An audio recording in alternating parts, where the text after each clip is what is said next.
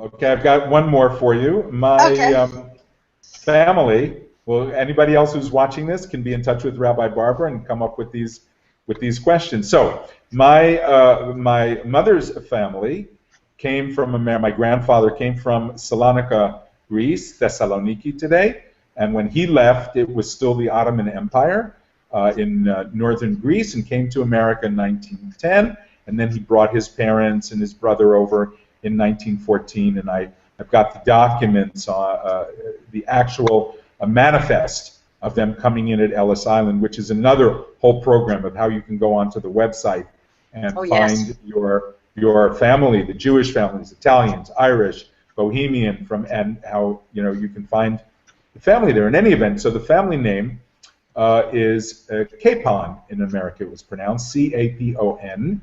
No E at the end. It's Capon. We would say in Israel or in Italy, we would say Capon. And I thought, okay, they went from Spain. I thought it was a good Spanish name, and they would have gone from Spain directly to Salonika. They were invited by, I should point this out, the Sultan of the Ottoman Empire, which was the greatest empire on the earth at the time, or certainly one of the greatest, said to the Jews who were being thrown out of Spain, hey, come over here, settle down here, you'll be protected, you'll be under my protection, you can do business, you can keep your religion, no one's going to force you to be Muslim, you can keep your Spanish language. So I just assumed they went straight to Salonika. But then I was reading about the life of Enrico Fermi, who was really one of the great scientists of the 20th century, and one of the people responsible for creating nuclear fission and the atomic bomb in World War II.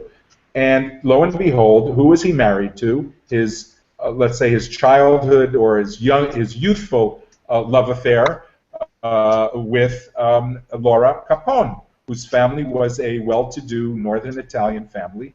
Her father, Laura Capone's father, was a great admiral in the Italian Navy in World War I. So now I'm thinking, is Capone a Spanish name or is it an Italian name? And we can let you know, Carl, that through our Italian Jewish Cultural Center of Calabria, the IJCCC, this is where is the repository for all of the documents going back to Inquisition times that document whether or not a person with a particular surname, a family name, was persecuted for being Jewish during the time of the Inquisition.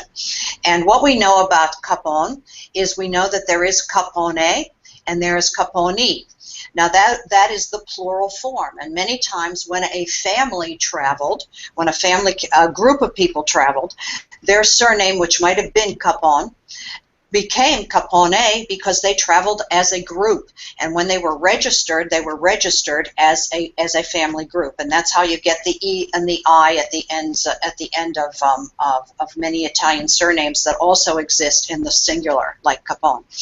And we know that we find the name in Reggio Calabria, the town at the tippy toe of the boot. And there are a lot of Capones there and Capones, which means that, to me, that they did come from Spain. They did stop off there. They did put down roots, and the people who stayed probably took on that plural form of the name. And eventually, when the Inquisition caught up with the Jews of Italy, might have made their way at that time to Greece. It's one of the biggest stumbling blocks in understanding the traveling of families, and also obviously the traveling of a surname, is that we say Spanish Inquisition. And when we say that, we make the assumption that the Inquisition happened only in Spain, when in actuality it began in Spain, and the Jews were persecuted, chased by the Inquisition authorities from Spain to Portugal, from Portugal to Sardinia, the island of Sardinia, the Aeolian Islands, and the island of Sicily. Then the Jews were then pushed into the toe of the Italian boot, and then they were pushed, as my family was, up into the mountains of Calabria, which were practically inaccessible in the day, and they still are to some extent, as we see in the film today. And because Queen Isabella and King Ferdinand were rulers of the kingdom of the two Sicilies, so the kingdom of Spain, that started in Spain and ended in Naples, Italy. So the Inquisition was following Jews along the path that I just described. And that's why people think that, for example, that even though their name is, they can trace it in Spain, well, why is it in Italy? It must mean something else. And it's because these were Jews running from persecution. You know, Rabbi, in the film which we made, The Secret Jews of Calabria, it took a few years to make it, but I go back to it very often. I'm most moved by the stories of Italian Americans or Italian hyphens from other places, maybe Australia, other places, who basically revealed their inner soul to you and said, you know, something like, I always felt that there was something different about our family and our traditions. And you know what, we could take a look at a little segment of the film about that, but I think you really, in a sense, you saved these people. It's fabulous because you gave them something that they were looking for, but no one else could help them find it.